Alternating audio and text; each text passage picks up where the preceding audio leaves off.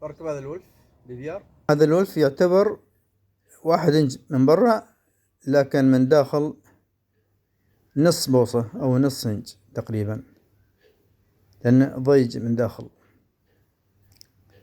فتدفق الماء يعني تدفق نص إنج وليس 1 إنج.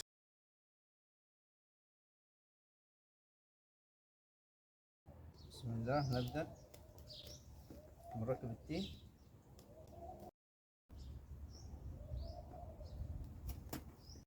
شوفوا كيف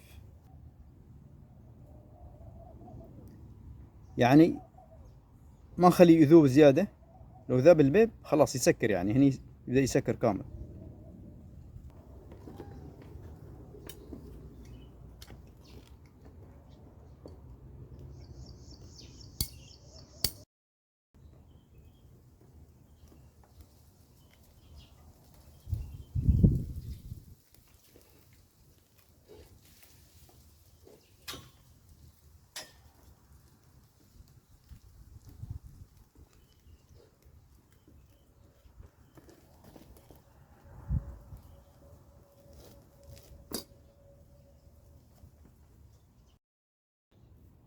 فشو نسوي؟ نعلم هنا، نعلم هنا، ونعلم في النص على اساس ان ما ننسى.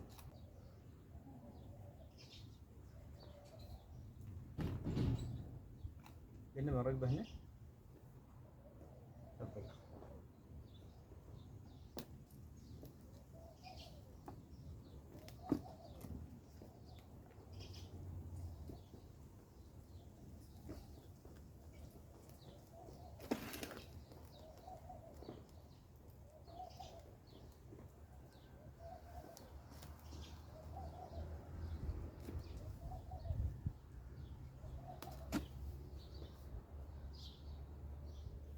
طريقة يكون شيله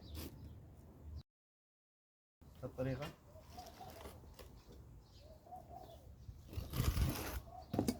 الحين عندنا هنا عندنا هالطريقة، يعني مثلا نعلم هذا هنا يكون فوق، هذا يكون هنا فوق، يعني الخط مع الخط فوق. الحين شو نسوي في هالحالة؟ نتخلص من القاعدة،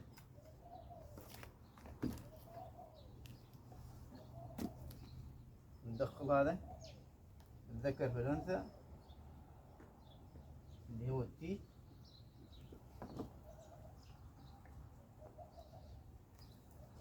ندخل البيب هكذا، نضغط عليه، ندخل البيب في التي،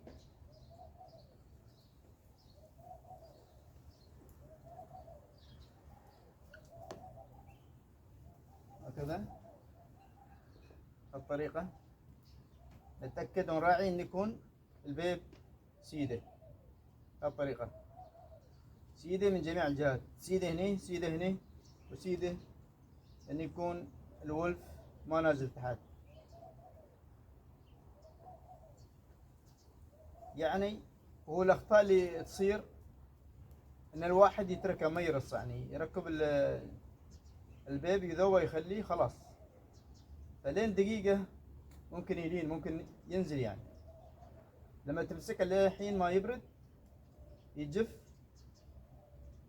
يعني خلاص بعدين يتماسك، يعني ما ينزل ما يتحرك، لأن يعني النار على طول ما تطفي أو ما تخف قبل فترة، قصدي ذوبان يعني. الحين خلصنا من هنا.